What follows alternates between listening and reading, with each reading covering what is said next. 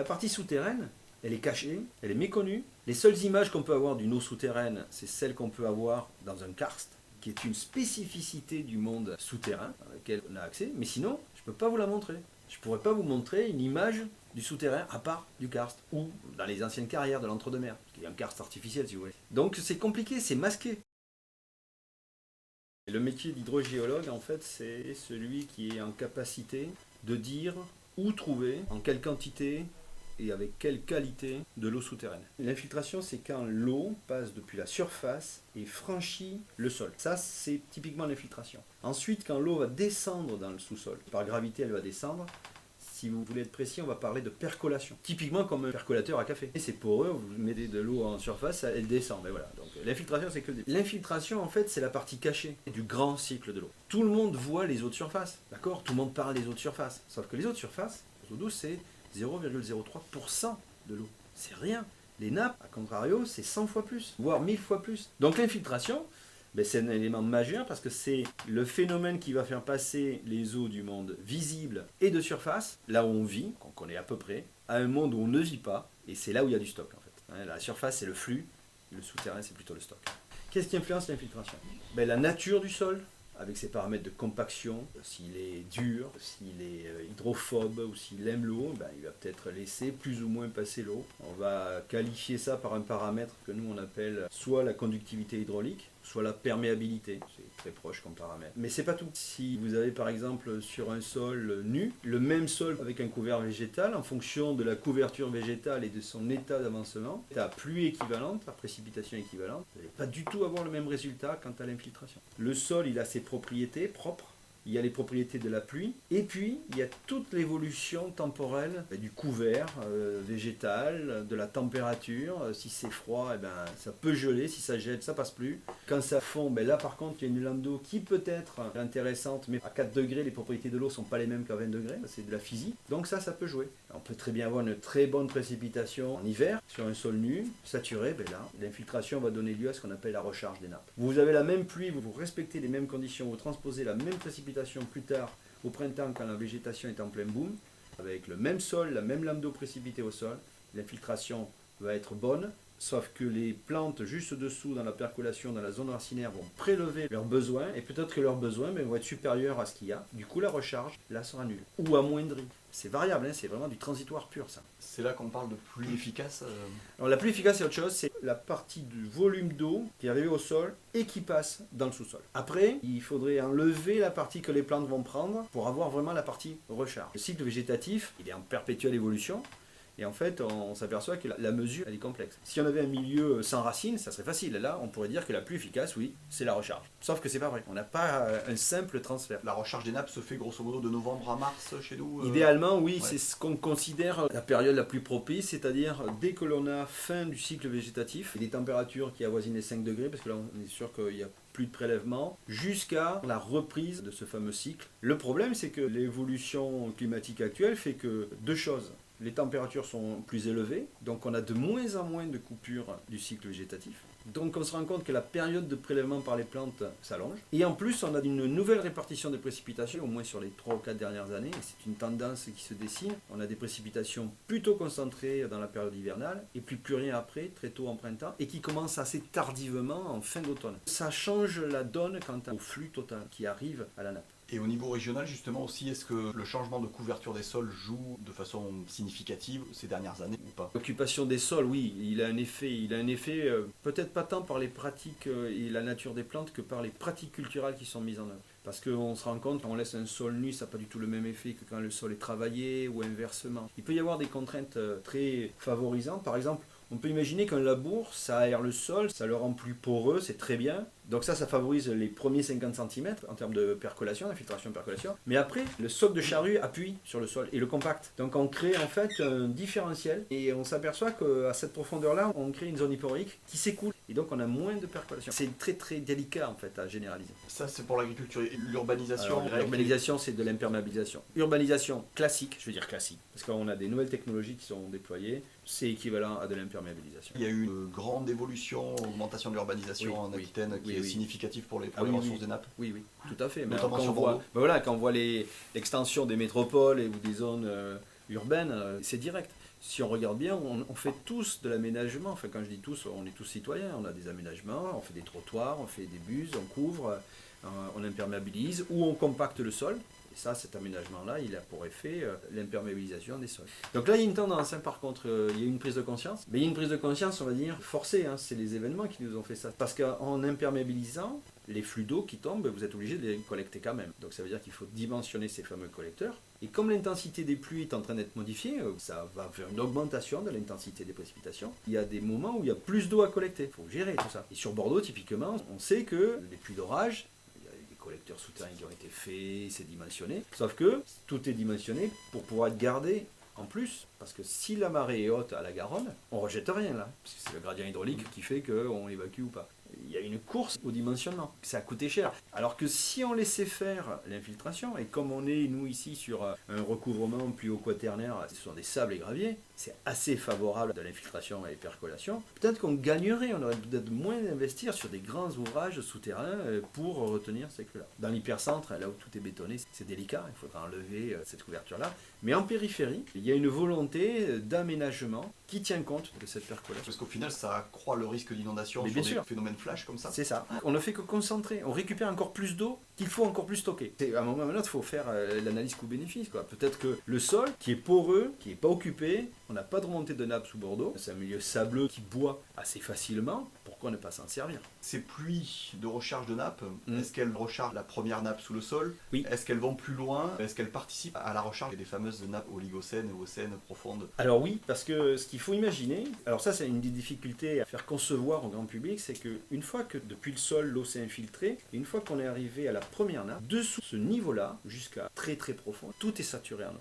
Il y a de l'eau partout. Alors après, on dit, ouais, mais là il n'y a pas d'eau. Quand on fait un puits, on dit que le puits est sec. Non, il y a de l'eau, mais pas en quantité suffisante pour que nous, avec nos technologies, on la récupère. Mais il y a de l'eau absolument partout. L'image du voyage au centre de la Terre avec un gros vide quelque part, ça ne marche pas. Ça, physiquement parlant, ça ne marche pas. Quand l'eau arrive à la nappe de surface a sa dynamique, elle va s'écouler, être connectée avec le cours d'eau souvent qui est là, soit elle donne naissance à un cours d'eau, mais puisqu'on appuie et qu'on envoie de l'eau, en fait tout le système qui est dessous répond à ce signal. Il répond en décalé, de manière atténuée, en fonction des paramètres physiques et ce qu'on appelle des paramètres hydrodynamiques du système. Mais oui, tout répond. Alors, ça a une dynamique qui, plus on descend, plus elle est lente, cette dynamique. Au quotidien, il peut pleuvoir. Le cours d'eau, lui, va réagir avec une dynamique de quelques heures à quelques jours. La nappe de surface, c'est de quelques jours à quelques semaines. Et ensuite, ce phénomène-là de transfert, de pression et de masse, plus on descend, plus c'est lent. Le Miocène, c'est quelques centaines à milliers d'années.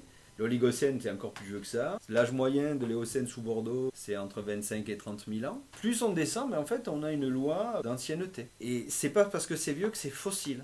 Quand on regarde, nous, les gradients d'écoulement, autrement dit, la vitesse avec laquelle l'eau se déplace, en fait, ça prend du temps, mais ça circule. Une nappe, d'ailleurs, dans sa définition, l'eau circule. Donc, on constate ça. Donc oui, on a des flux qui sont, alors, à l'échelle humaine, les flux de recharge, quand tu calcules ça, ça fait très petit, mais ça marche, ça fonctionne. Si on coupait l'alimentation, alors on aurait bien sûr un stock qui va s'écouler, mais après, il faudra encore plus de temps pour le reconstituer. Il y a une question qui se pose aussi souvent, c'est sur la qualité de l'eau. Est-ce que le parcours qu'a l'eau pour atteindre ces nappes qui après sont exploitées, permet-il d'éliminer tous les risques de pollution de surface, ou est-ce qu'il en reste encore pour notre eau du robinet, notamment en Gironde? L'eau du robinet en Gironde, 99% des prélèvements, et il y en a plusieurs centaines de points de prélèvement pour l'eau potable en Gironde, ils sont tous en eau souterraine, sauf un dans le lac de Cazaux. Les eaux souterraines sont largement exploitées parce que protégées, anciennes et filtrées. Il y a des endroits où il n'y a pas de ressources souterraines. Là, le prélèvement, il est fait par des sources ou dans des cours d'eau, parce qu'il n'y a que du flux de surface. Est-ce qu'on peut dire que quand on a le choix entre deux eaux souterraines et des eaux de surface, on choisit plutôt les eaux souterraines pour faire de l'eau potable?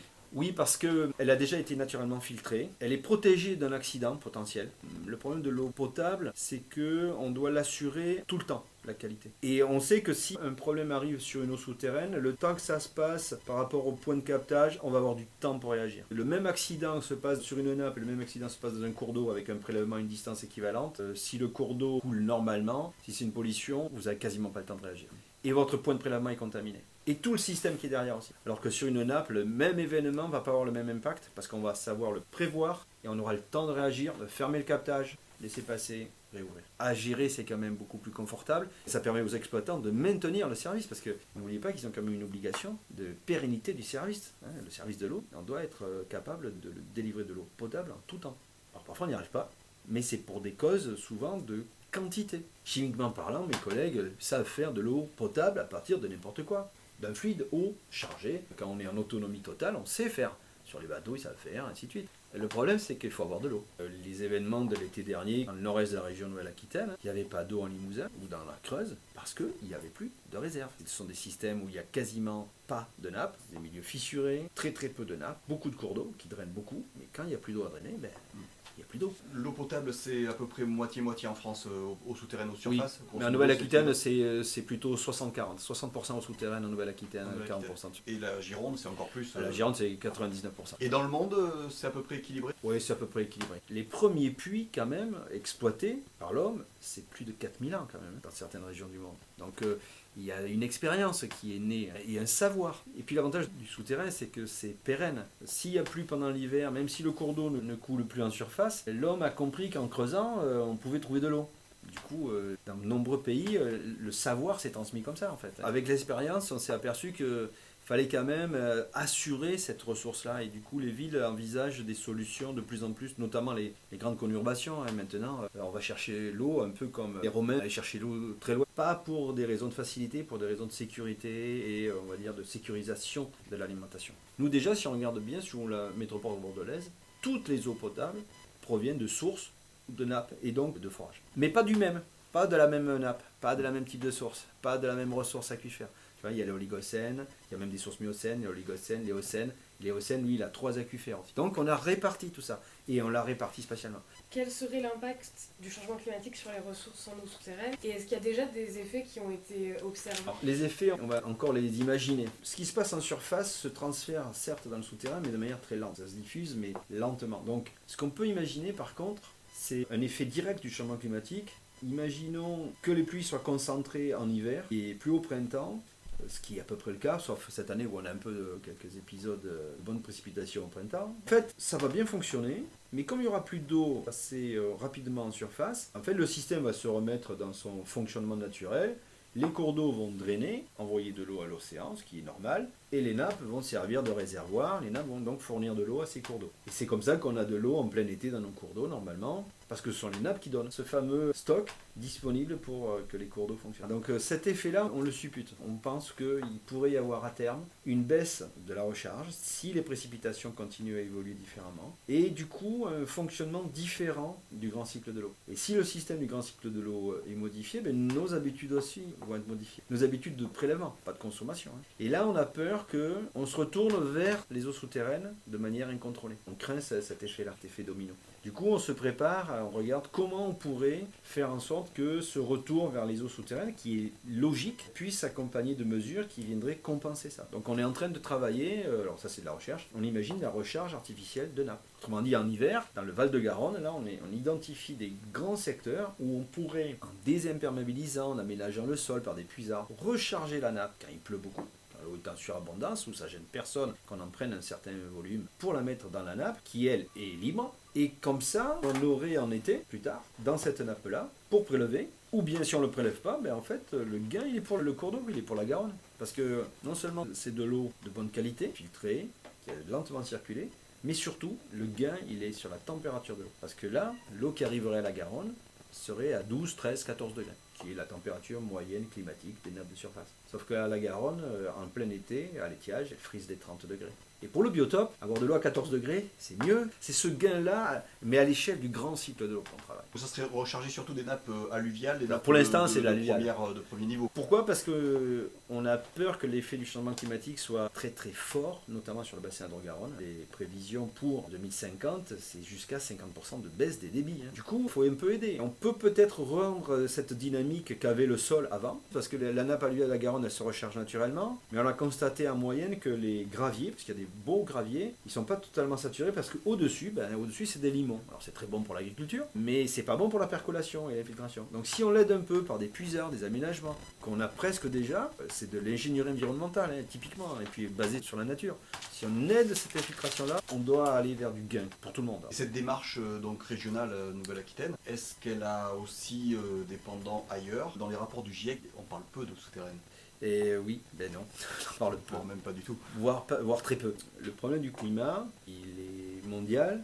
Ça se calcule de manière très compliquée à l'échelle mondiale, planétaire, et c'est encore plus compliqué quand on descend d'échelle. Mais ceci étant, on commence à travailler à des échelles non négligeables, parce que là, moi, les zones d'études dont je te parle, c'est plusieurs milliers d'hectares quand même qui sont concernés. In fine, la restitution au cours d'eau, l'objectif visé, c'est 1 mètre cube seconde. Quand la Garonne ne coule plus qu'à 10 mètres cubes seconde, on en met 10%. C'est pas négligeable, ça commence à être important. Aller recharger des nappes plus profondes, on l'a imaginé, mais là par contre il y a un énorme problème de qualité parce que imaginez que vous avez une eau souterraine avec un usage eau potable, à l'amont d'un système de prélèvement, on ne peut absolument pas se permettre de faire rentrer n'importe quoi parce que imaginez qu'on fasse rentrer une molécule, que sais-je, mais que sur le temps de transfert, il n'ait pas le temps de se dégrader ou il n'y ait pas la faune bactériologique pour pouvoir le faire, vous le récupérez quelques années plus tard dans le point de prélèvement. Et ça c'est complètement inenvisageable. Il y a des complications, plus on va descendre, plus ça va être compliqué. Mais on y travaille, on l'envisage en tout cas. Et justement, il y a des échanges au niveau recherche nationale, internationale. Oui. Ce qui est par contre assez caricatural, c'est que les pays du Sud ont commencé à travailler de la recharge, les pays du Nord, non, pas du tout. Les pays du Nord de l'Europe, jusqu'à présent, dans la politique européenne, c'était plutôt complètement différent de ce que les pays du Sud vivaient, sauf les 2 dernières années où la canicule et la sécheresse a commencé à toucher et l'Angleterre, et le nord de l'Allemagne, le Danemark, la Suède. On a vu un frisson dans les politiques, ça a changé un peu au niveau européen. Et là, ils commencent à lutter par d'économie d'eau, usage hydroéconome, mais parce qu'ils ont été touchés. Parce que le sud de l'Angleterre commence à avoir des effets dits de sécheresse qu'ils n'ont jamais connus, quoi, presque, typiquement. Tant qu'on n'est pas touché, on se dit, ouais, c'est bien, mais ça sert à quoi? On a de l'eau sous nos pieds, oui, mais dans 20 ans, c'est compliqué. Prendre le pari qu'il y en aura encore. Et hors Europe, les pays industrialisés ont développé des technologies de recharge artificielle, d'utilisation d'eau d'autres types. On va parler d'eau usée ou d'eau grise sur d'autres usages. L'Espagne fait ça depuis très longtemps, avec d'autres choix politiques. En France, on n'y est pas encore parce qu'il faut bien voir qu'on est quand même dans une ère où il faut que les projets soient à l'amont acceptés sociétalement parlant. Ça sert à rien d'avoir une superbe idée si vous avez un blocage parce que l'idée ne plaît pas.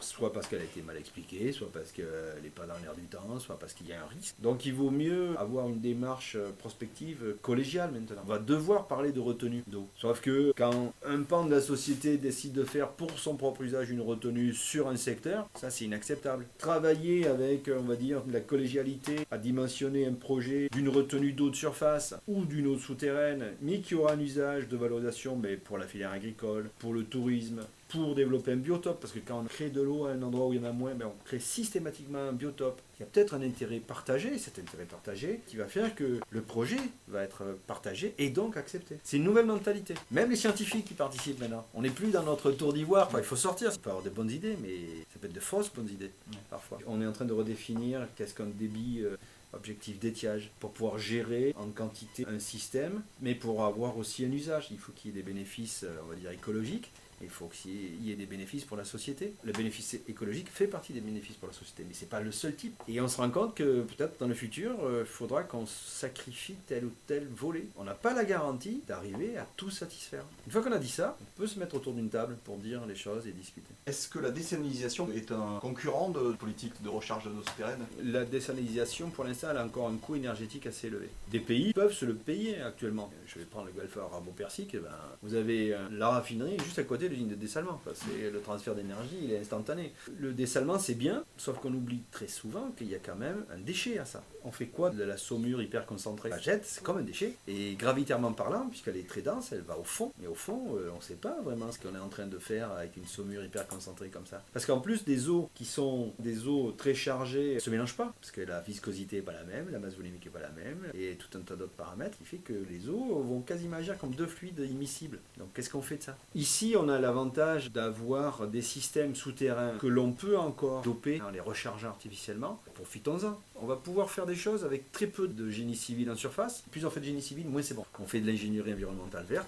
Et si on va vers le génie civil, il faudra en faire dans certains endroits, parce qu'on ne pourra pas faire autrement. Mais si on en fait moins, c'est mieux. Les solutions qu'on pourra mettre en œuvre ici et partout dans le monde, si un jour quelqu'un dit moi j'ai une super idée, on va faire ça, et ça peut être vrai à 90% sur le territoire, mais il y a 10% ailleurs où ça sera faux. Et ça sera contre-productif parce que malheureusement on ne pourra pas la mettre en place. Il faut être assez critique pour analyser le coût-bénéfice, mais il faut aussi être ouvert d'esprit pour se dire ne nous interdisons rien parce qu'on ne sait pas dire comment le changement climatique va s'accélérer, parce qu'on pense qu'il va s'accélérer. Et qu'est-ce que ça va être? Et si on s'interdit dès à présent des solutions, malheureusement, je pense qu'on pourrait le regretter à très court terme. Donc soyons assez ouverts entre nous, dans notre société moderne, pour envisager toutes les solutions, sans en préconiser une plus que d'autres. Et la solution justement recharge des nappes d'une façon naturelle et moins émettrice de gaz à effet de serre que la oui. désalinisation. Moi, c'est la gravité qui travaille pour moi, donc je laisse faire l'eau qui veut bien s'infiltrer. Pour l'instant, on ne la paye pas, la gravité.